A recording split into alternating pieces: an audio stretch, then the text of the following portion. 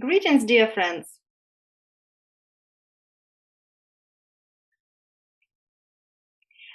Well, today our topic is English for everybody, differentiation techniques that work. And our webinar is brought to us by the educational project Урок. If you are ready for our webinar, I would like to ask you to react in the chat. Could you please answer the following question? Do you use differentiated instruction with your EFL students? If you do, please put a plus. And if you don't, you may put a minus. And I hope that today you will learn some new techniques of differentiated instruction that you will be able to use with your students at our lessons and in the next school year. Yes, I see a lot of pluses in the chat, and it means that most of you try to differentiate your instructions, and that is really cool. That is really good, because that is really, really important. A few words about me. My name is Ганна, Ганна Дудіч, and I am a teacher of English and the vice principal at Taras Shevchenko Gymnasia in Kropivnitsky.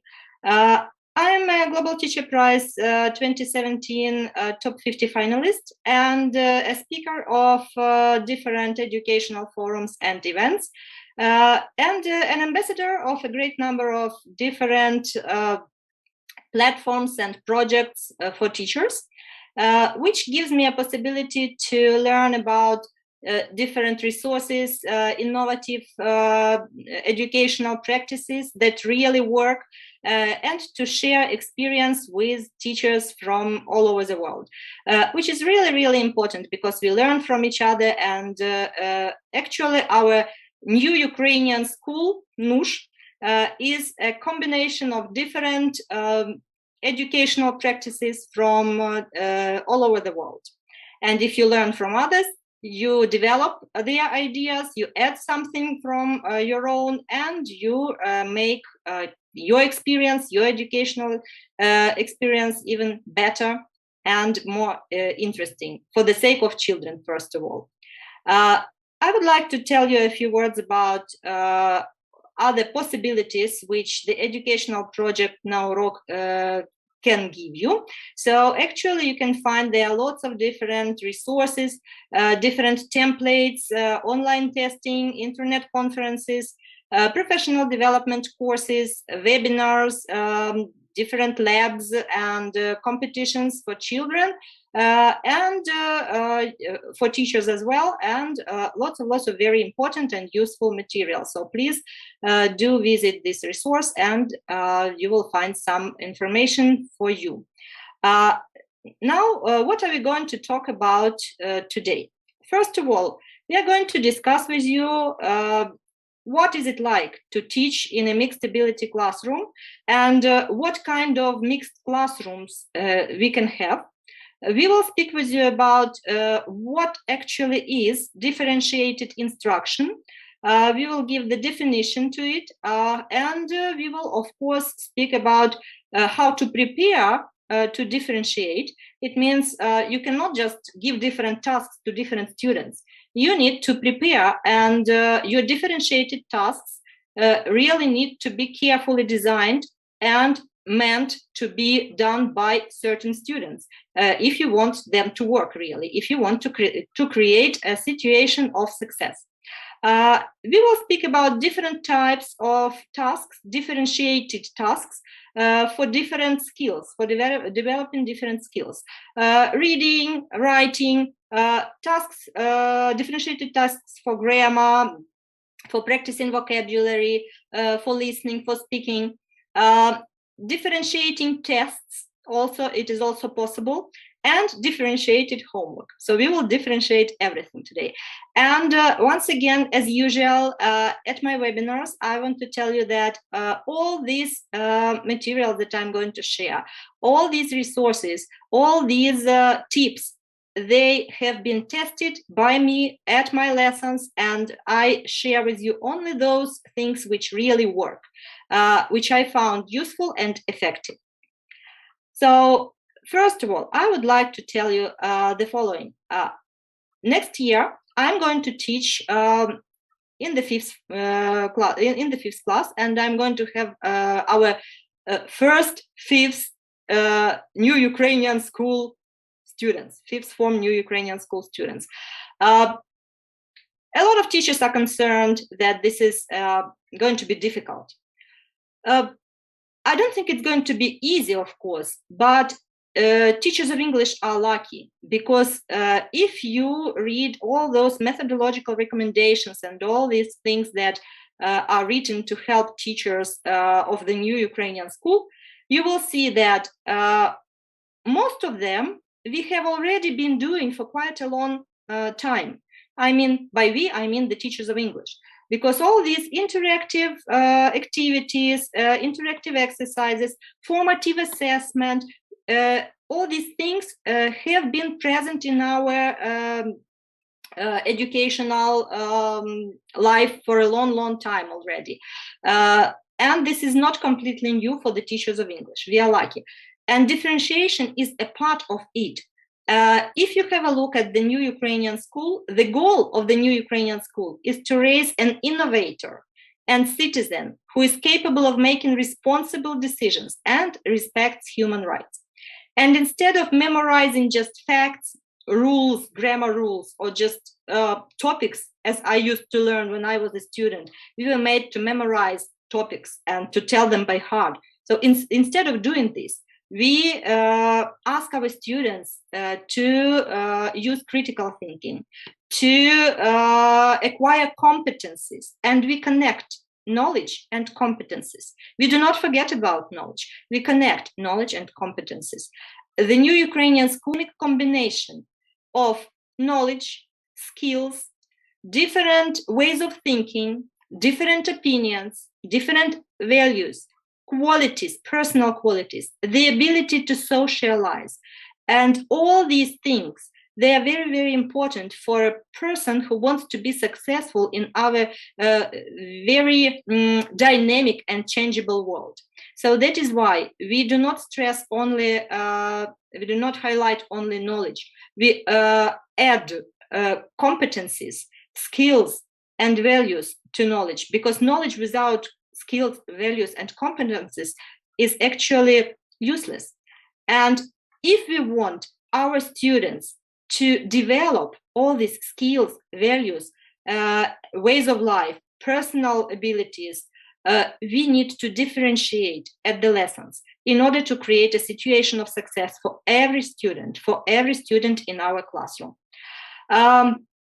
So if when I'm thinking about my class, just any class, not only the fifth graders, all the classes that I'm teaching, I can imagine not only multicolored M&M candies, but actually I would say that they are rather a mix of candies, nuts, raisins, whatever. So I can compare my students, my class, with a really cool mixture of different sweets, multicolored M&Ms, raisins, nuts, and different other things, because each student is unique, each student is different, and it is a task of a teacher to put together this puzzle, how to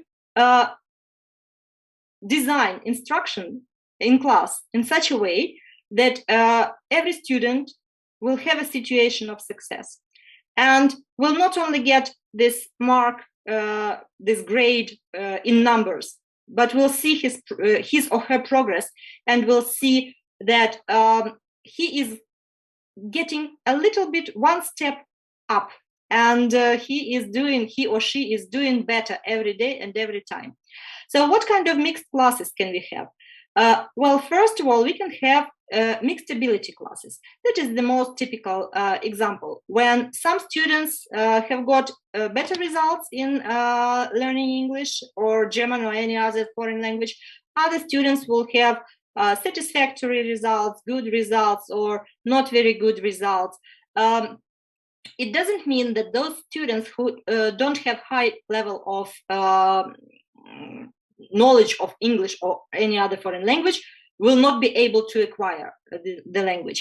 It means that we need to look for some other ways how to deliver information to them and how to show them that they can grow.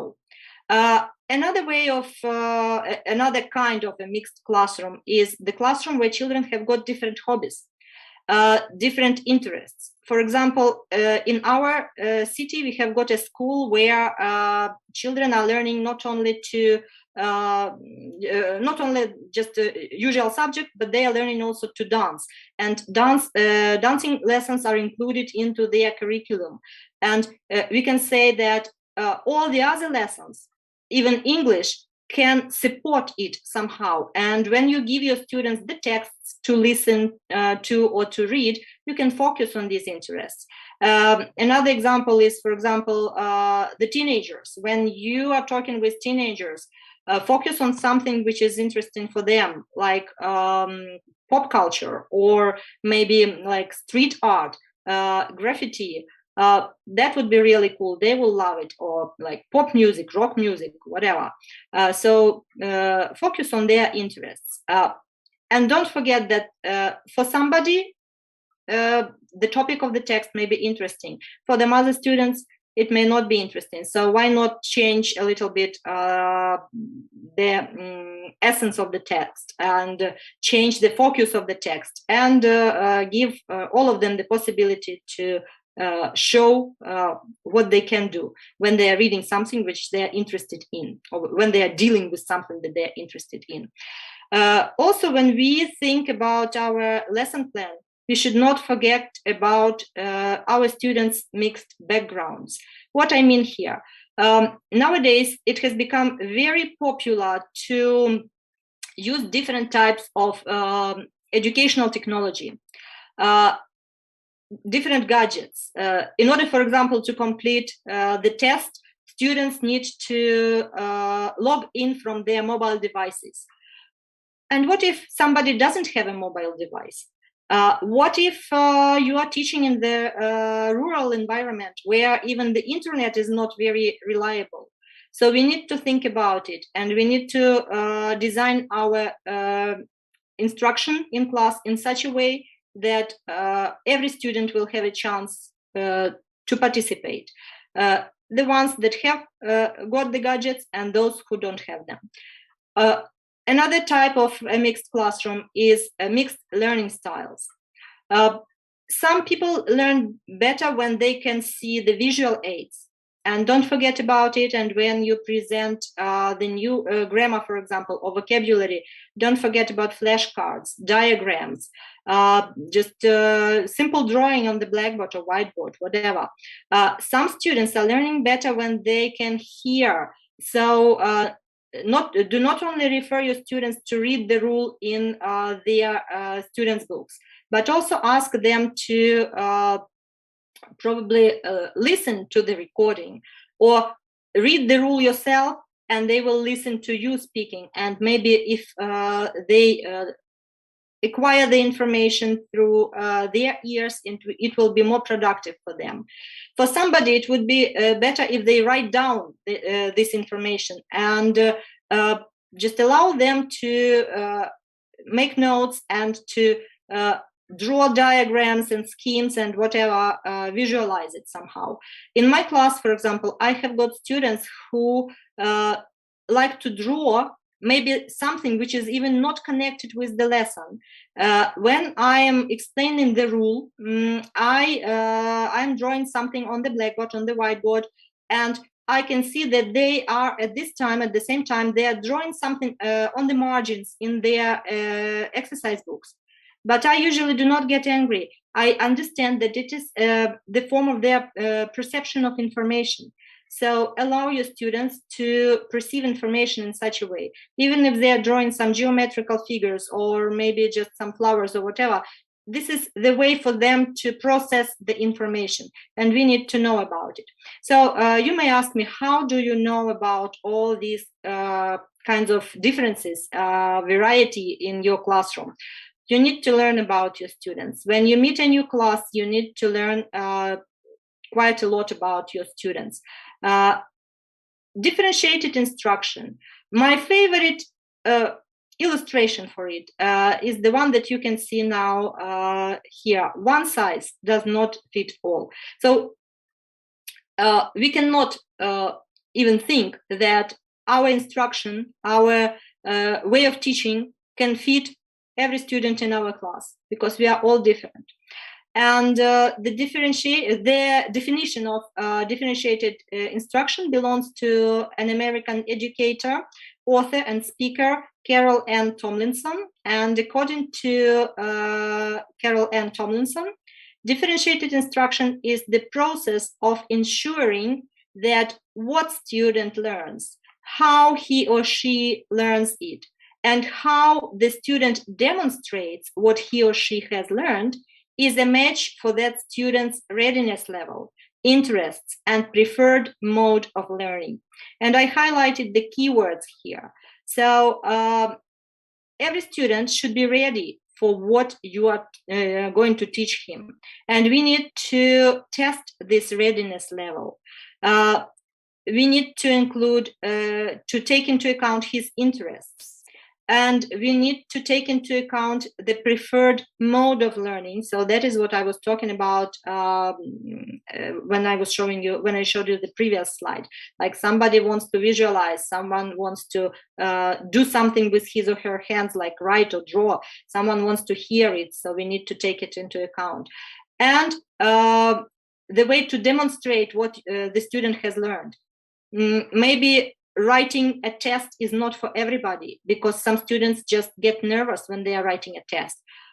Maybe if you want to test, to assess the knowledge of grammar or vocabulary, for some students, it would be better to think about another way of assessment, not testing. Maybe for somebody, writing an essay would be perfect. And for somebody else, he would just write you 2 or 3 sentences, not because he doesn't want to do it, but because he's not interested in it. And we need to think about another way of testing his writing skills, his or her writing skills. So a very clear definition, I should say.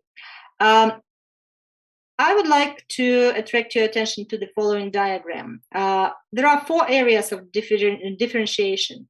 We may differentiate content, that is, what we teach, adapting content to students' interests, to students' age, of course, to students' academic readiness, so how ready are they to perceive our information, and language proficiency, that is the level of the language with which they come to your classes, because they probably studied English in their primary school or somewhere outside school, so they already have some kind of level of proficiency. Then the process, we can differentiate the process, individualize instructions, or vice versa, put them into pairs or small groups. Some students work better when they work alone. Other students work better when they work in pairs or in small groups. And of course, after just giving them the opportunity to work in different modes, you can bring them all together and have a whole group discussion. For example, in my classroom of English, I have got several desks for one student, so single student desks.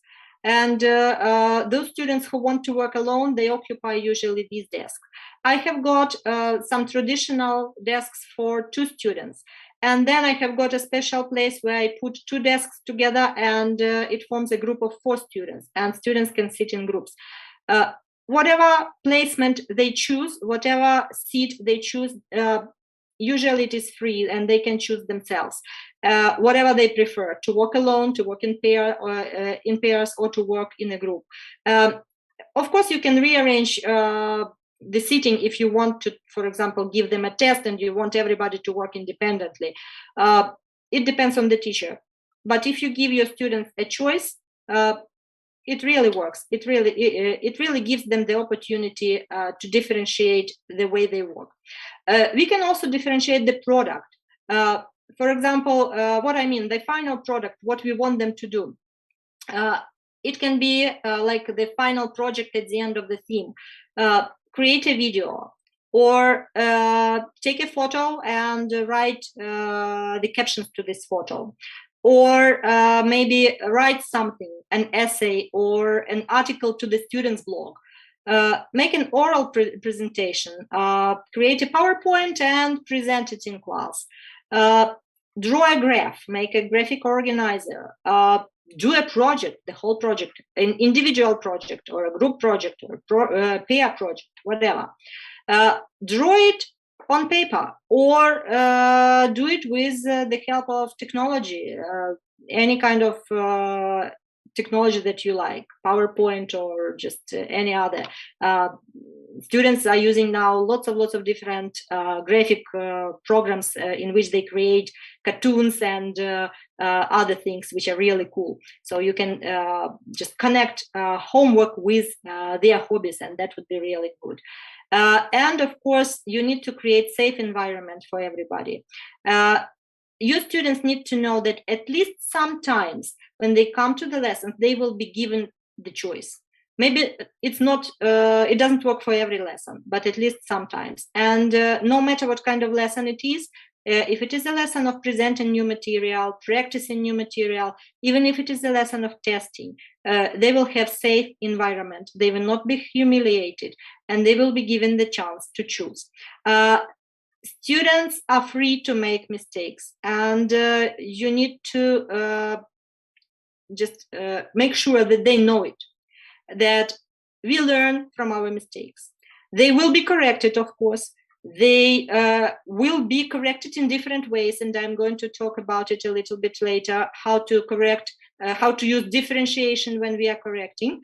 But it's okay to make mistakes. Everybody makes mistakes, and we are learning from our mistakes. And of course, feel accepted and get positive feedback. It doesn't mean that we shouldn't give like low marks. No, we should, and marks exist, and all marks from number 1 to number 12. But each of these marks, it has got some descriptors. And if the students are aware of these descriptors, that is fine. They understand and they do not get offended, and they see that it's just the way to show them that they need to grow and to develop. But not only grades, not only marks should be a way of assessment. Assessment can be verbal, and here we are speaking about formative assessment. When you do peer assessment, when students assess other students, when you do collaborative learning, when students are learning together, when you allow them to do self-assessment. So this is also differentiation, differentiated assessment, and it all leads to the better results when your students see what areas need to be developed, and they can actually take responsibility for their own learning. And this is new Ukrainian school, and this is the international approach to the quality teaching. How to prepare to differentiate? So what do we do before we differentiate instructions in our classroom? Well, first of all, you need to learn about your students, about their interests, about their families, about their hobbies, before the first lesson or at the first lesson. So how do you do it? Use icebreakers or warming up activities.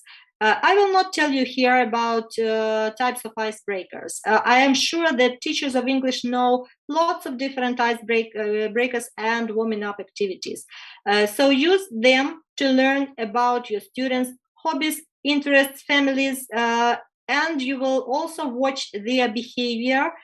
Somebody may be a little bit shyer, others will be more active, and during these types of activities, and you will take it into account for further differentiated activities when you practice serious things like grammar and vocabulary. The next step is cooperate with their primary school teacher. So, for example, if you have a new class of fifth formers, it is always good to take time and communicate at the end of the fourth grade with their primary school teacher. or at the beginning of the fifth grade, go back to primary school and talk to their primary school teacher. Not only the teacher of English, but the teacher who conducted all different lessons in primary school. They will tell you a lot about their students.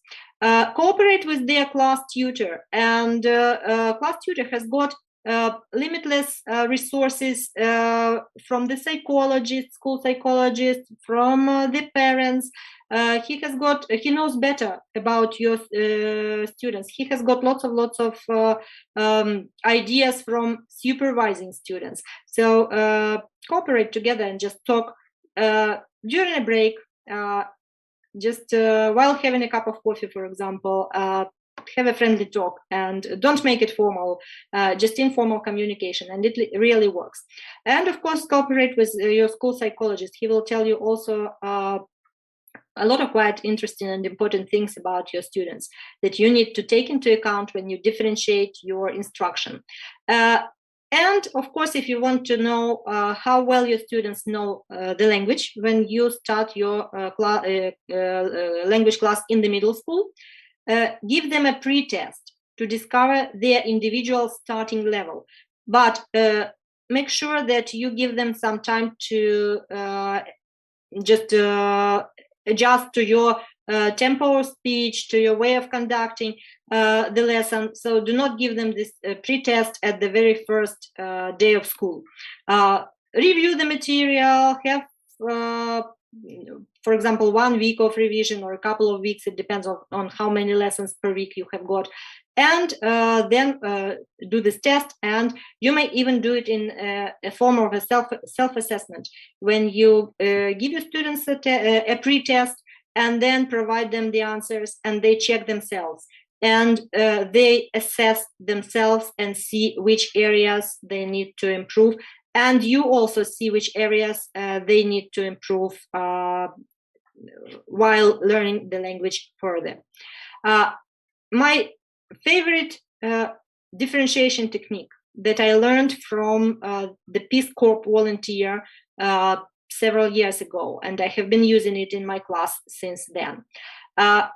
Whenever you give your students a pre-test, so after giving them a pre-test, if you assess them, or maybe if they do self-assessment, still you have got some results of this assessment. So according to the results of this assessment, you create such a table where you put the students' surnames, not according to the alphabet, as they usually are in the school register, but according to their level of abilities. So the first row will be for the students who have got the top marks. Then the second row, the students who have got good marks. Row number 3, below average, like our level below average, 4, 5, 6 points, yes. And the lowest row, beginners, 1, 2, 3 points. So 1 to 3 points beginners, below average, 4, 5, 6, good, 7, 8, 9 points, and excellent, 10, 11, 12 points. When you put the students' surnames into such a table, it becomes very easy for you to group your students in different ways for differentiated instruction. The first opinion or the option, the first option is the mixed ability group. If you want, for example, to give them the kind of work where stronger students or more confident students can help the less confident students. For example, it can be the stage when the lesson when you are practicing new grammar or vocabulary, the usage of new grammar or vocabulary. So you put your students into option 1. That is, you take the surnames from top to bottom of your list, and there will be, for example, in one group, 4 students of different levels of readiness. One student that will have excellent results, one student with good results, one student with results below average, and one student who will be struggling with his English. A mixed ability group. And you give clear instructions that you all do the same exercise, but student who is the strongest will, of course, finish faster, and he will supervise the other students. You ask him or her to help them out, to explain the rule maybe one more time, because somebody needs to hear this explanation. And sometimes the students understand the rule better when the other student explains, not the teacher. If you give them this chance, it works really cool.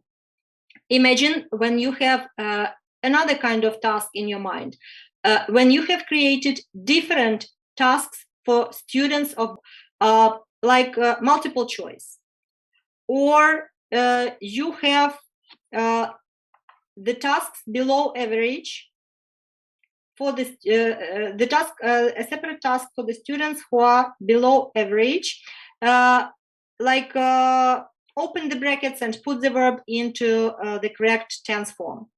And another task for students who are a little bit better at English, more creative, like open questions. And like kind of project task, a totally different task for those who have got excellent knowledge of English. So you can have the same topic of the lesson, for example, learning some kind of grammar category, but different types of activities for different groups. In this way, you will have to divide your groups using option number 2, where you will have homogeneous groups. And in one group, there will be students with one level of knowledge. So which makes learning more interesting for them, because they will understand what they need to do, and they will have their situation of success. Each group of students will have their own situation of success. Let us talk about differentiating instructions for different skills that we need to develop at our lessons. So the first of them is differentiating reading. So how can we differentiate reading at the lessons? First of all, we need to modify the text to fit students' interests, and we have already spoken about that.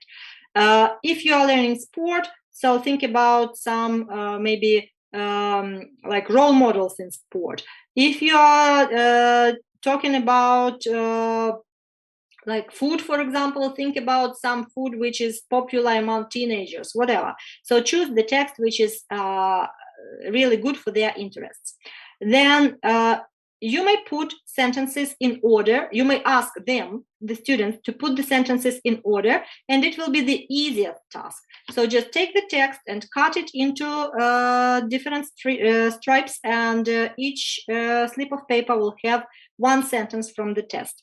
And this will be the task for your group with the beginners, the group the homogeneous group of beginners.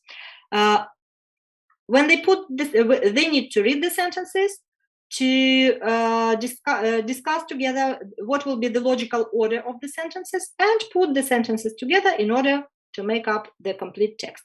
Very easy, because they don't need to just do anything with the text. They just need to understand what they are reading about. And while working together, they will figure it out and have the situation of success. Take the same text, but, for example, after reading this text, leave out some spaces or some words with target vocabulary. And at the end of the text, give them multiple choice activity where they will have to choose the vocabulary to fit the gaps in the text. If this activity is done, they will have the same text that the beginner group does. But the task was different. The task was a little bit more difficult.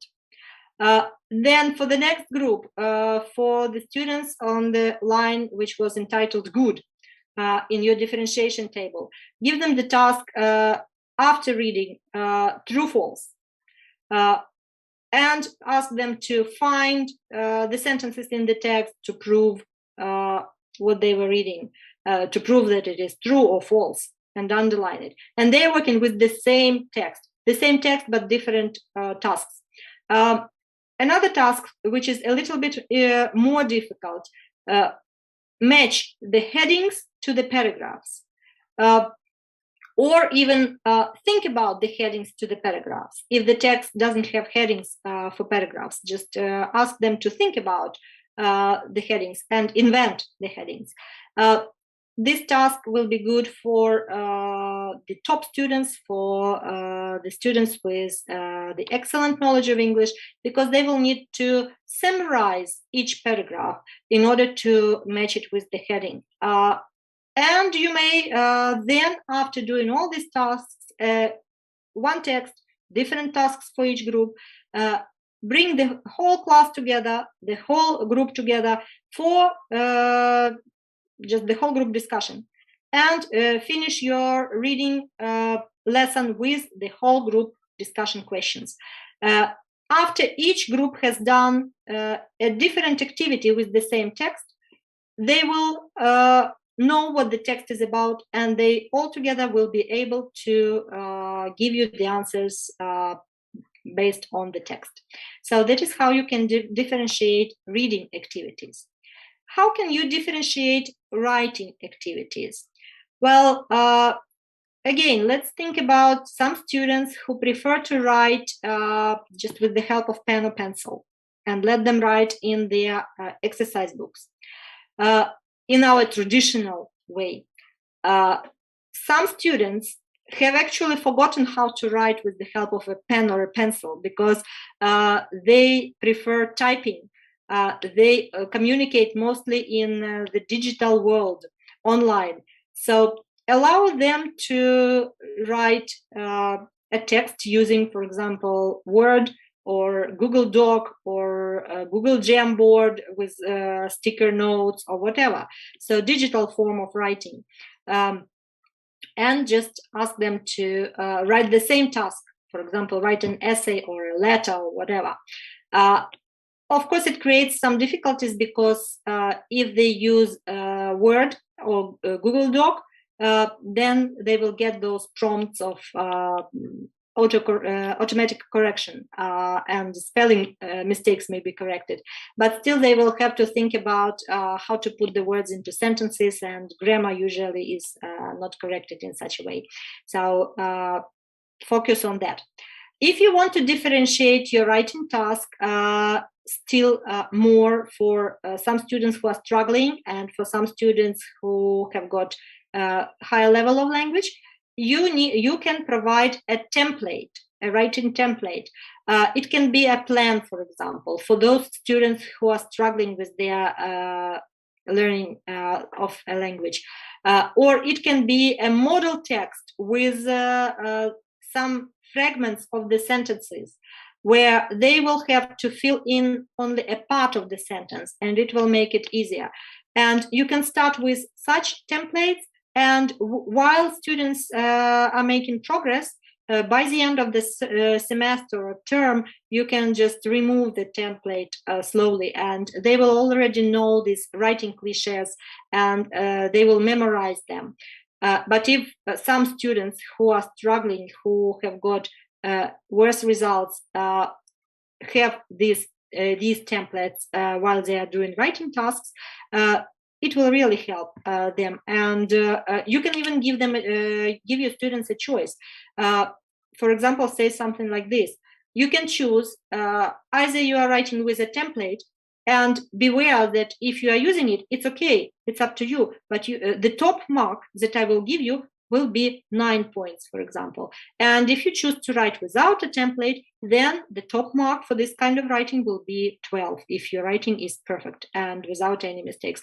I think it is fair because everybody will have a chance to write and to practice, but the students at the same time will have differentiated instruction and will be able to choose. You can ask them, for example, when we are learning vocabulary or grammar, we often ask our students to make up examples. So you can ask them to make up different types of examples. Somebody can write just sentences with the target language or vocabulary or grammar. Other students may write cramped stories using the target vocabulary or grammar, where each sentence will be connected to the previous one, to the next one, and their whole story will have a lot of examples of the target vocabulary or grammar. And another thing which I quite often practice with my students is when I ask them to do any kind of creative writing, I sometimes ask them to write not in their exercise books, but on the sheets of paper, and put the piece of writing on one side and their name on the other side. And then I stick their essays or letters to the wall of the classroom so that everybody can see the text, but they cannot see each other's names.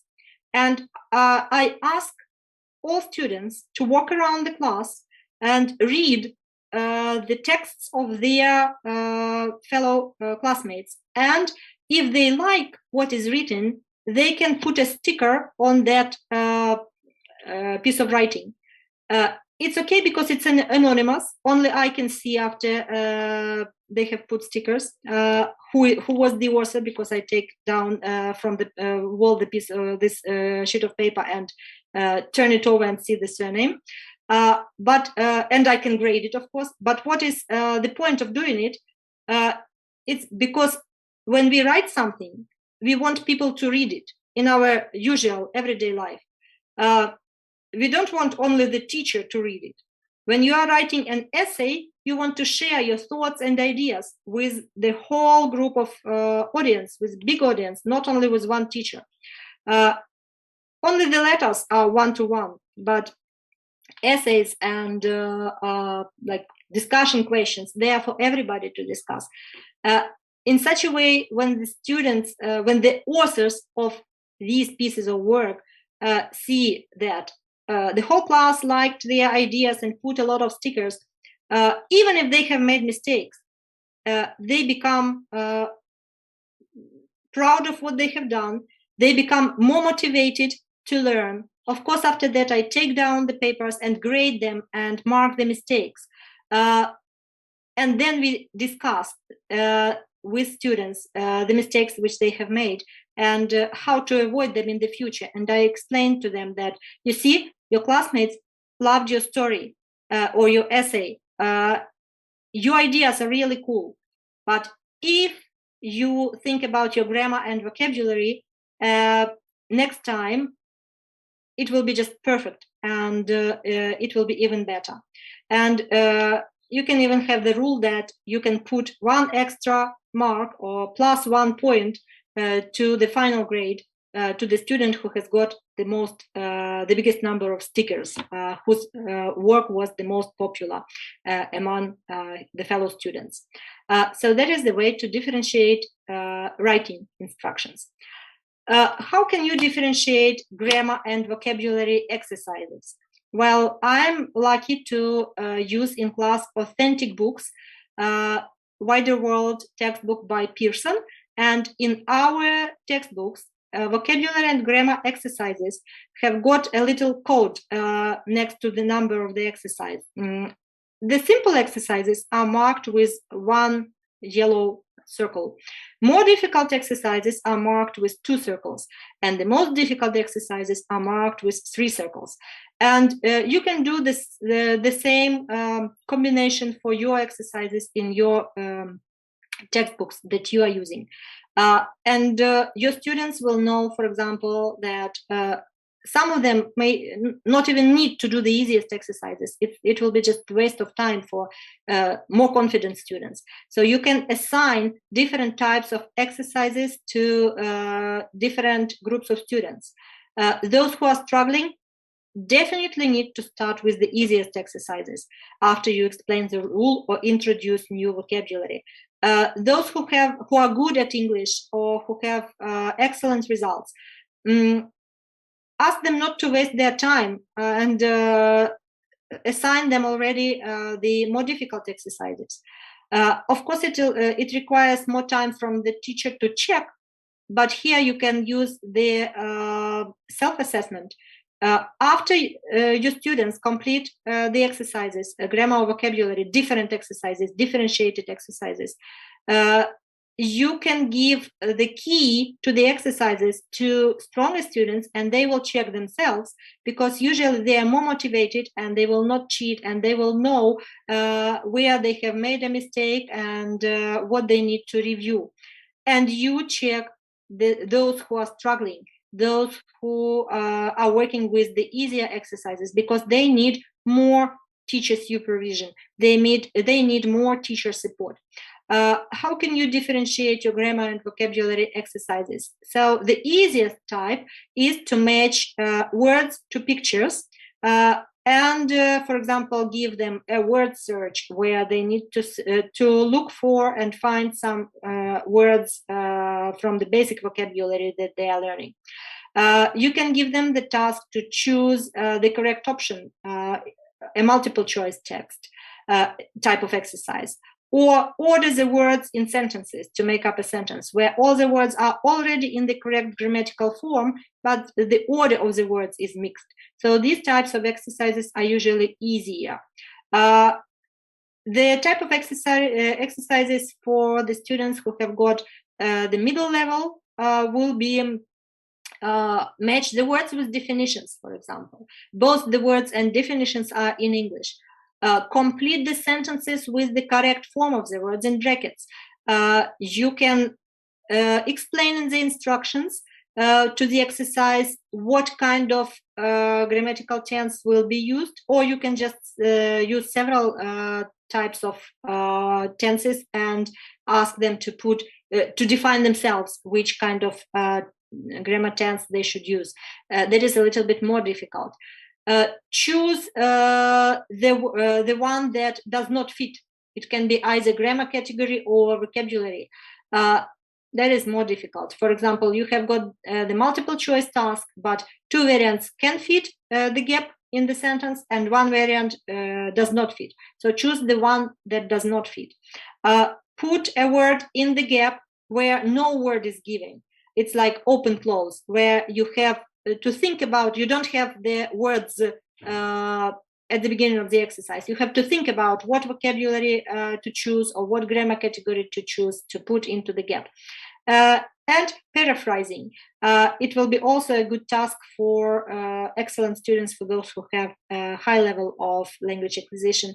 Write the sentence that will have the same sense as the sentence given, but using a different grammar structure, for example, conditionals or passive voice, so this type of tasks. So you can set different types of tasks for different levels of grammar. Recently, I have discovered a really cool, a really good resource tool that can help you differentiate speaking. So how can you differentiate speaking? You cannot give here different types of tasks, because there are no actually exercises to practice speaking. We just speak when we practice. What is the difficulty for our students? Some students are very energetic and communicative, and it's okay for them to speak in class. And even if they make mistakes, they will answer your questions, they will speak, they will take part in dialogues, and they will present their monologues, whatever. Other students can be really shy, and they are maybe not confident in what they are speaking about. Maybe they are afraid to make mistakes, or maybe they are excellent students and have great results and knowledge of English, but they are still shy from nature, and they do not want to speak in public. The tool, which is called Video Beat, allows your students to record short 1-minute answers to the teacher's question in 3 different modes. They can respond to a question with the help of a video recording, and it is really, really easy. They just click one button and speak in front of their phone camera, for example, and click the button send. And they can retake the video as many times as they want until it is perfect. So that is why it is really cool for students who are not sure of their English, of their level of English, and want to practice phonetics and want to practice what they are talking about. Another option is they can record only audio without the video. And this is perfect for shy students. And the third option is to record your screen with audio support. So they can show you a PowerPoint and record a PowerPoint from their screen with their voice, commenting on this PowerPoint if they want to answer your question, and also share it. And it works like this. The teacher creates the question, and it is also done in 3 ways: through the video, audio, or screen recording. So, for example, we are learning the topic of sport, and my question is, what is your favorite kind of sport? How often do you do it? How do you practice it? So please tell us about it. Very short. I record myself asking this question with the help of this program, and the program automatically creates the link for my students. I share this link through any kind of messenger that we are using as a class, for example, through Viber or Telegram, or any learning management system like Google Class, if you are using Google Class or Microsoft Teams. So I share this link, and my students do not have to create accounts on this program, on this application. They only click the link and they are redirected to my question. They can see me speaking or hear me speaking, depending on which mode of communication I have chosen, and they respond to my question. All the students in the class or in the group who received this link will see the response of their, the comment of their classmates to my question, and we have a class discussion. It is cool because it is asynchronous.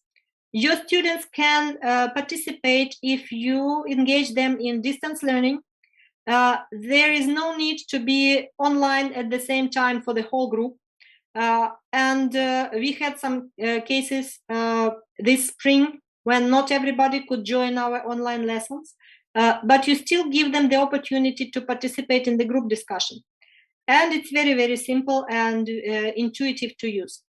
And also, you give the chance to your shy students and not very confident students to speak. And you can choose your topic yourself, the question that you want to use to start the class discussion. As a teacher, just choose any question, any topic connected with our curriculum, with our program. So that is how you can differentiate your speaking instructions. Speaking in class, speaking with the help of digital resources like video bit, sharing the video, sharing only the audio, or sharing their creative work, PowerPoint or any other kind of creative work from the screen of their computer with their voice over the screen. So differentiate speaking as well. Another skill that we are developing is listening. And how can you differentiate listening? When you give your students kind of audio recording, you usually have the same task for the whole group. Like either it is a multiple choice or a true-false based on the audio recording. But you can differentiate your listening instructions in such a way. For some students who have got the beginning level or who are struggling with learning a language, you can provide a tape script, and they will listen to the recording and look at the tape script at the same time. For other students, you can provide a gapped text or dialogue, where not the whole tape script will be given, but only some fragments of the recording will be given, some parts of the tape script, which you think will be the most difficult for students to understand. So your weakest students have the whole tape script in front of them. Your middle students will have a gapped text or dialogue, and they will have to listen to the whole recording and catch those phrases that are missing. Your strongest students may do the task even without the tape script. There is no need for them to see the tape script in the written form. Visualize the content. when you give your students the task to listen to, provide some pictures that will be connected with the audio recording, and it will help students to understand what they're going to listen about. Just one picture can be enough for this. You can also slow down the speed of the recording for your students who are struggling with the language. You can, if you have two sources of audio, like two laptops, for example, in class, you can get your students to work in two groups and ask them to sit in different parts of the classroom so they will not interfere with each other. And those students who are struggling will listen the same recording, but with their speed down, so they can catch all the phrases, all the words. And with normal speed will be for the recording with normal speed will be for the students who are who have got higher results, who are not struggling. You can avoid accent and noises in the recording for those who are struggling, and you can include accent and noises in the audio recording for those who have got better results. And of course, you can pre-teach more or less vocabulary. For those students who have problems with learning a language, please prepare a worksheet with more vocabulary to pre-teach. Those who don't have any problems, who have got high results, just give them only the necessary vocabulary, 2 or 3 words to pre-teach. And you may ask your students to use their headphones and listen to the text as many times as they like. If they are really struggling with English, allow those who are struggling, not everybody, not the whole class. Usually we listen to the text, to audio recording twice. But for those who are really, really struggling, if it is not a test lesson, if it is a lesson of developing listening skills, we need to develop them.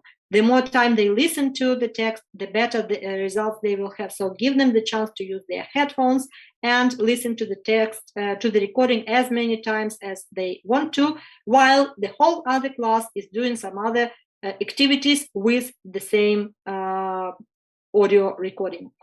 How can you differentiate your tests? You can, first of all, create your tests using different levels.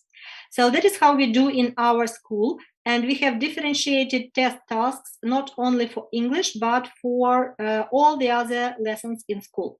For example, you can each level make more and more difficult and give 3 points for each level, and in total you will get 12 points with increasing difficulty. The first level will include such tasks as multiple choice for vocabulary, grammar, and communicative phrases, the easiest type. The second level, drag and drop, give the definition, match definitions with the words. That will be the second type of activity, the second level.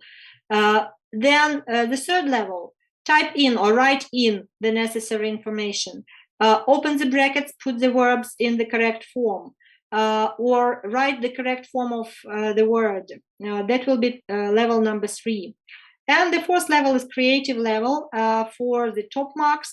Answer the WH questions, write notes, write a letter, a mini text, or whatever. And you explain your students that for each level they will get 3 marks, 3 points. And they can choose themselves where to stop. If 9 points is enough for them, they may stop at level 3, and they may just make the timing. They may calculate how much time they need for every level and set the limits themselves. So that is one way of differentiate test tasks. Another way to differentiate test tasks is an example from the book, the textbook which I am using, which is Wider World by Pearson Publishing House. You can see 2 examples of the exercise from different types of tests. one is from the regular test, and another is from the test for students with special learning needs. They all perform the same kind of tasks, and you can see that the sentences are the same in the exercises. But the second exercise, the second type of exercise from the text for the students with special needs is divided into two parts. The whole exercise is broken down into smaller parts, and it is easier for students with dyslexia, for example, to concentrate their attention not on 8 sentences, but 4 and then 4, and it's easier.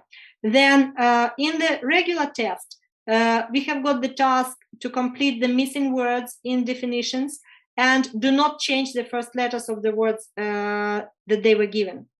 And in the second type of task, they have the words already. They just they have the parts of the words, and they need to fill in the second half of the word. The first half is given, so which makes it a little bit easier. So give more or less support and differentiate for each exercise, and differentiate your test in such a way. Give some extra tips, like instead of just one letter, providing a half of this of the word for weaker students. Use bigger font size. If you use, for example, Times New Roman 12 for regular tests, use Times New Roman 14 or 16 for students with learning difficulties like dyslexia, for example, because it is easier for them to read bigger fonts. And for all the students, show after each exercise how much each task or each exercise costs, how many points they can get after completing this or that task, which makes also the complete picture for them. And also you can differentiate your homework. Give them a choice. You can give them the opportunity to choose or divide your homework task into different levels. This is an example of how you can differentiate your homework. It is taken from on the same page, ELT-WordPress.com, and I tried using it in my classroom several times, and it works really cool. Of course, it doesn't work for every lesson, because sometimes you just need common exercises to practice, but it can work for the end of the topic when you have finished the whole unit, for example. And the students just can choose any type of homework from this list, or maybe you can just have any kind of like dice choose a type of homework which will be at the point where you throw your dice and choose the necessary homework, like a cardboard game. So it shows you that you can actually differentiate practically any type of activity. So this is all that I wanted to share with you, and I hope that I proved to you that you can differentiate any type of activities at the lesson, any type of tasks, any type of exercises, while developing any kind of skills: reading, listening, speaking, and writing. And I'm ready for your questions, and I can see question number 1. Miss Tatiana Yankovska is asking me, what is the difference between VideoBit and Flipgrid? Well, I found VideoBit much easier than Flipgrid. It's 1. And the second difference for me, and the most important, is students do not need to have their accounts. They just click the link. They don't need to register to create accounts in this program. Click the link, record the video, that is all. Or record the audio. They just choose video, audio, or screen recording. No links, no sign in required. So very, very easy and student friendly. Do we have any other questions? I'm looking at the chat now, and I can see the question from, no, I don't see any other questions now. It seems to me that everything is clear now. Okay, Well, if you don't have any other questions, then actually we can say goodbye. And I hope that you will try some differentiation techniques at your lessons next school year, and just create situations of success for all of your students. Thank you for your attention. Oh, there is the comment there. I'm not sure if I have time to prepare all those things for one lesson, having more than 30 lessons a week. Yes, teacher workload is really a big issue. But to tell you the truth, I have tried differentiating in my classes, and it doesn't mean that you need to differentiate every instruction at every lesson. Just try one thing in one class 1 week, next week try it in the other class, a different one. So for example, in 5th A, this week try differentiating reading. In 5th B or 6th B, next week try differentiating writing. And it will be quite easy. And you will keep all your worksheets for your next year and reuse them next year. So it doesn't take as much time as it seems to take. Yes. So you can try at least. You will see the result, and it really works. It really helps us create for our students situation of success, even for those who are struggling with learning a language, even for the weaker ones. So thank you for your attention, and see you in the future. Goodbye.